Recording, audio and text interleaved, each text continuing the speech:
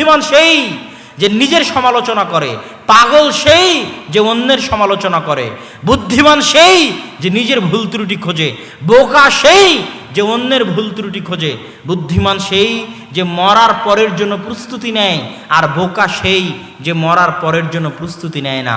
ওই যে যুবক 50,000 টাকার চাকরি ছেড়েছে দাড়ির জন্য, ও পাগল নয়, যারা ওকে পাগল বলতেছে তারা পাগল।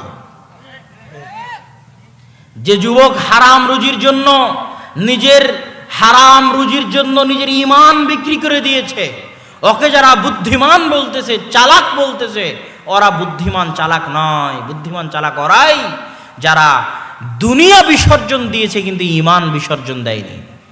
ইন্নামা ইয়াখশাল্লাহু মিন ইবাদিহিল উলামা, আল্লাহকে ভয় করে জ্ঞানীরা, বুদ্ধিমানেরা, চালাকেরা আল্লাহকে ভয় করে।